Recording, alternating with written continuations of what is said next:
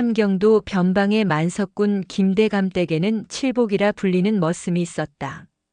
이름은 칠복이었으나 그가 태어나서 누린 복이라곤 평생 7번의 끼니를 제때 챙겨 먹지 못한 것뿐이었다. 칠복은 황소 한 마리가 온종일 갈아야 할 척박한 자갈밭을 맨몸으로 쟁기를 끌며 일구던 사내였다. 그의 등은 이미 쟁기 멜빵에 쓸려 가죽이 터지고 아물기를 반복해 사람의 살결이라기보다는 굳은 살이 박인 나무 껍질과 같았다. 어느 유독 가뭄이 심했던 해, 김대감의 횡포는 극에 달했다. 제 몸 하나 건사하기 힘든 흉작임에도 대감은 소장료를 올렸고 칠복에게는 병들어 죽어가는 노새 대신 직접 수레를 끌고 한양까지 곡물을 실어 나르라 명했다. 대감마님, 제 다리가 이미 골마 터져 한 걸음도 떼기 어렵습니다. 제발 하루만이라도 쉬게 해주십시오. 칠복이 흙바닥에 머리를 조아리며 애원했으나 돌아온 것은 가차 없는 가죽 채찍이었다. 이놈이 배가 부르니 꾀를 부리는구나. 소가 못하면 내 놈이 소가 되어야지 어디서 인간 대접을 받으려 드느냐.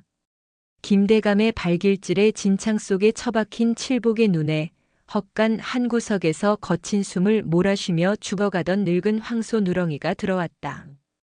누렁이는 15년간 대감댁의 모든 일을 도맡아 했으나 이제 기력이 다해 도살될 날만을 기다리고 있었다. 소의 커다란 눈망울에는 눈물이 고여 있었고 그 눈 속에는 칠복 자신의 비참한 모습이 비치고 있었다. 그날 밤 칠복은 배고픔과 고통에 못 이겨 헛간으로 기어들어갔다. 그런데 기이한 일이 벌어졌다. 죽기 직전에 누렁이가 칠복을 향해 낮은 울음소리를 내뱉더니 자신의 머리를 칠복의 가슴에 기댔다. 그리고 소의 입에서 인간의 말과 흡사한 낮고 웅장한 울림이 터져나왔다. 내 힘을 너에게 주마. 대신 인간의 길을 포기하겠느냐? 환청이었을까? 칠복은 홀린 듯 누렁이의 젖은 코에 제 입술을 맞추었다. 순간 누렁이의 커다란 눈동자가 붉게 타오르더니 툭 하고 바닥으로 떨어졌다. 그것은 보석처럼 빛나는 핏덩어리였다. 칠복은 그것이 살기 위한 마지막 동아줄이라 믿으며 뜨거운 소의 눈알을 통째로 삼켰다. 눈알이 목구멍을 넘어가는 순간 칠복의 뱃속에서 천둥이 치는 듯한 진동이 일어났다. 우득, 우드득. 칠복의 척추가 비정상적으로 늘어나며 등 근육이 솟구쳐 올랐다. 그의 가느다란 팔은 허벅지만큼 굵어졌고 손톱은 검고 딱딱한 각질로 변하며 발굽의 형상을 띠기 시작했다. 고통은 비명조차 지를 수 없을 만큼 압도적이었으나 그 고통을 뚫고 솟구치는 것은 주체할 수 없는 힘이었다. 칠복이 주먹을 꽉 쥐자 헛간의 두꺼운 기둥이 과자 부스러기처럼 으스러졌다. 그의 시야는 붉게 변했고 후각은 예민해져 담장 너머 김대감의 방에서 풍기는 기름진 고기 냄새를 맡을 수 있었다. 하지만 기이하게도 그 고기 냄새보다 마당 구석에 쌓인 푸른 여물 더미가 더 향긋하게 느껴지기 시작했다.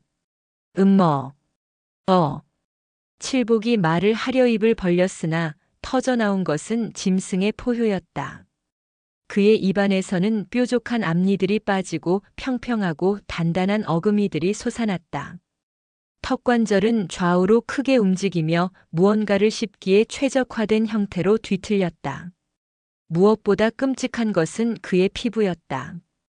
칠복의 매끄러운 피부 위로 빳빳하고 거친 누런 털들이 뚫고 나오기 시작했다. 털이 돋아난 자리는 가려움과 통증이 동시에 몰려왔으나 칠복은 멈출 수 없었다. 그는 바닥에 떨어진 쇠사슬을 손으로 잡아당겼다. 성인 장정 대여섯이 달라붙어도 꿈쩍 않던 쇠사슬이 그의 손에서 엿가락처럼 휘어졌다. 이제 칠복의 머리 양옆으로는 딱딱한 뼈가 살을 뚫고 솟아오르고 있었다. 그것은 인간의 자존심을 버리고 짐승의 힘을 택한 데가 바로 뿌리였다. 김대감의 환갑 잔칫날 대궐 같은 저택은 인근의 내로라 하는 양반들과 아첨꾼들로 북적였다. 마당에는 기름진 돼지머리와 술독이 넘쳐났고 악공들의 깽매기 소리가 하늘을 찔렀다. 아무도 헛간 구석에서 벌어진 기괴한 탈피를 알지 못했다. 잔치가 절정에 달했을 때 헛간의 두꺼운 판자문이 폭발하듯 박살나며 비산했다. 먼지 구름 속에서 걸어 나온 것은 인간도 소도 아닌 기괴한 형체의 괴물이었다. 칠복의 체구는 평소의 2배로 부풀어 올라 있었고 구부정한 등 위로 솟구친 근육은 마치 바위 덩어리를 우겨 넣은 듯 꿈틀거렸다. 그의 이마 양옆에는 살가죽을 뚫고 솟아난 검은 뿔이 달빛을 받아 번뜩였고 누런 털이 듬성듬성 돋아난 가슴팍에는 핏줄이 터질 듯 맥동하고 있었다. 저게 뭐야? 귀물이다. 귀물이 나타났다. 잔치판은 순식간에 아수라장이 되었다. 김대감이 혼비백산하여 별채로 달아나려 하자 칠복이 땅을 박차고 도약했다. 쿵 마이너스. 칠복이 발을 내디딜 때마다 대리석 박석이 가루가 되었다. 그는 거대한 앞발손을 뻗어 김대감의 뒷덜미를 낚아챘다. 단지 손에 힘을 준 것만으로도 대감의 척추마디가 우두둑 소리를 내며 어긋났다. 칠복은 비명을 지르는 대감을 질질 끌고 마당 한복판으로 나갔다. 그곳에는 칠복이 평생을 메고 살았던 육중한 쇠쟁기가 놓여 있었다. 끄악! 살려다오. 칠복아, 내가 잘못했다. 제발. 칠복은 대답 대신 쟁기 손잡이를 움켜쥐었다. 그리고는 대감을 소처럼 부리며 잔치 잔디밭을 갈기 시작했다. 이랴. 칠복이 쟁기를 밀어붙이자 비대해진 대감의 몸뚱이는 쟁기날에 박힌 채 땅바닥을 긁으며 나아갔다. 대감의 비명은 곧 거친 숨소리로 바뀌었고 그가 지나간 자리에는 흙 대신 붉은 피와 살점이 뒤섞인 잔혹한 고랑이 파였다. 구경하던 양반들이 겁에 질려 도망치려 하자 칠복은 등 뒤에서 뻗어나온 쇠사슬을 휘둘러 그들의 다리를 분질러 버렸다. 그는 미친 듯이 웃으며 혹은 미친 듯이 울부짖으며 대감을 채찍질했다. 평생 자신이 당했던 수모를 그대로 돌려주는 이 인간 쟁기질은 다리 질 때까지 계속되었다. 대감의 몸이 형체를 알아볼 수 없는 고기 뭉치가 되어 쟁기의 걸레처럼 너덜거릴 때쯤 칠복은 비로소 쟁기를 놓았다. 그의 입가에는 허연 거품이 물려 있었고 삼킨 소의 눈알이 내뿜는 열기가 온몸을 불사르고 있었다. 그는 이제 자신이 무엇을 했는지 자신이 누구인지조차 기억나지 않았다. 오직 뱃속을 채우는 뜨거운 피의 맛과 머릿속을 울리는 광기 어린 소의 울음소리만이 남았다. 칠복은 하늘을 향해 포효했다. 그것은 억압받던 서민의 최후의 외침이자 인간으로서 내뱉는 마지막 절규였다. 김대감의 저택 마당은 이제 잔치마당이 아니라 도살장이었다. 칠복은 쟁기의 걸레처럼 매달린 대감의 시신을 내려다보았지만 그 눈에는 승리감도 해방감도 없었다. 오직 붉은 안개 같은 광기만이 서려 있었다.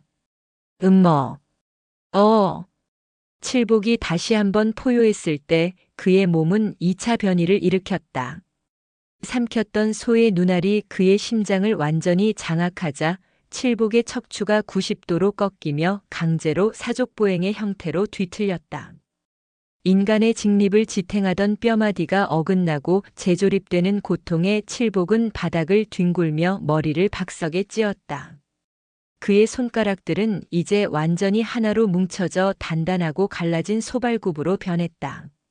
옷가지는 팽팽해진 근육과 솟아오른 거친 털을 이기지 못하고 갈갈이 찢겨나갔다. 무엇보다 끔찍한 것은 그의 정신이었다. 사랑했던 아내의 얼굴, 고단했던 어제의 기억들이 머릿속에서 타버린 종이처럼 바스라졌다. 대신 그 자리를 채운 것은 초원에 대한 갈망과 자신을 억압하던 모든 직립 보행자들에 대한 맹목적인 증오였다. 저기 괴물이 있다. 관군을 불러라. 살인소다. 담장 밖에서 횃불을 든 마을 사람들이 몰려왔다. 그들은 칠복이 평생을 함께했던 이웃들이었으나 이제 그들의 눈에 비친 칠복은 그저 죽여야 할 괴수일 뿐이었다. 칠복아, 너 칠복이 맞느냐? 어린 시절부터 함께 머슴살이를 했던 동무 만득이 겁에 질린 채 창을 겨누며 물었다. 칠복은 만득을 알아보았다. 칠복은 입을 열어나다 만득아, 살려다오 라고 말하려 했다. 하지만 그의 목구멍을 뚫고 나온 것은 인간의 언어가 아니었다. 칠복은 앞발로 땅을 힘차게 긁으며 돌진 자세를 취했다. 그의 콧구멍에서는 뜨거운 김이 뿜어져 나왔고 이마의 뿔은 이제 웬만한 창검보다 길고 날카로워져 있었다. 죽여라. 사람이 아니다. 소신이 노했다. 사람들이 던진 돌과 화살이 칠복의 등에 박혔다. 평소라면 살을 뚫고 뼈를 상하게 했을 공격들이었으나 이제 소 가죽처럼 두껍고 단단해진 칠복의 피부 위에서는 힘없이 튕겨나갔다.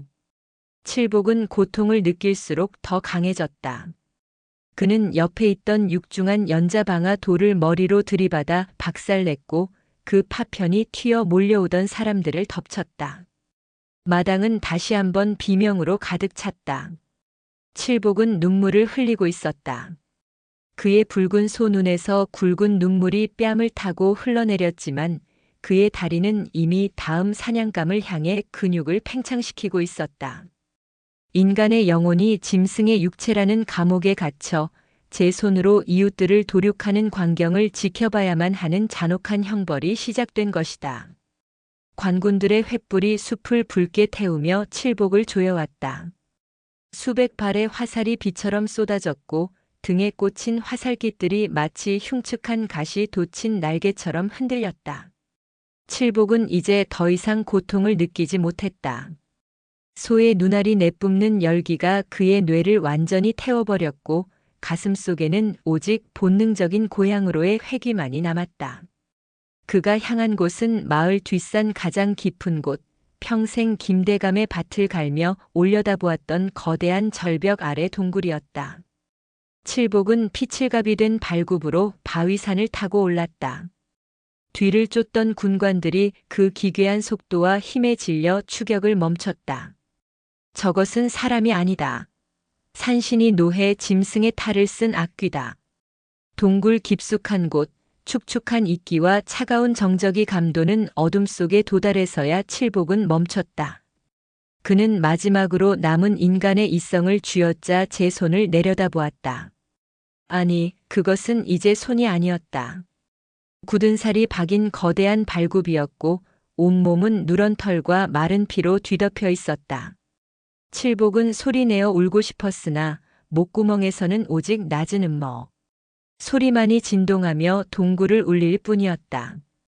순간 칠복의 머릿속에 누렁이의 마지막 목소리가 다시 들려왔다. 힘의 대가는 너의 전생에다. 칠복은 천천히 동굴 바닥에 몸을 뉘었다. 그러자 신비로운 일이 일어났다. 그의 몸에서 뻗어나온 누런 털들이 지면에 있기와 엉기기 시작했고 단단해진 가죽은 동굴의 바위와 같은 질감으로 굳어갔다. 소의 힘을 빌린 대가는 인간으로 죽는 것이 아니라 영원히 짐승의 형상으로 박제되어 이 땅을 지키는 돌이 되는 것이었다. 그의 눈동자에서 마지막 눈물 한 방울이 떨어져 바닥에 닿는 순간 칠복의 심장이 멈췄다. 그의 거대한 몸은 그대로 하나의 거대한 바위 형상이 되어 동굴의 일부가 되었다. 수백 년의 세월이 흘렀다. 김대감의 저택은 흔적도 없이 사라졌고 그 자리는 평범한 들판이 되었다. 하지만 마을 노인들 사이에서는 여전히 기이한 전설이 내려온다. 비가 오기 전날 밤 산 위 동굴 근처에 가면 정체 모를 슬픈 소의 울음소리가 들려온다는 것이다. 그리고 그 동굴 안에는 사람의 몸을 하고 소의 머리를 가진 기괴한 바위 하나가 있는데 그 바위 밑에는 항상 신선한 푸른 풀들이 자라나 있다고 한다. 사람들은 그 바위를 머슴 바위라 불렀다. 평생 남의 밭만 갈다 짐승이 되어서야 비로소 자신의 쉴 곳을 찾은 한 사내의 슬픈 껍데기. 칠복은 그렇게 인간의 고통이 없는 영원한 침묵 속으로 침잠했다.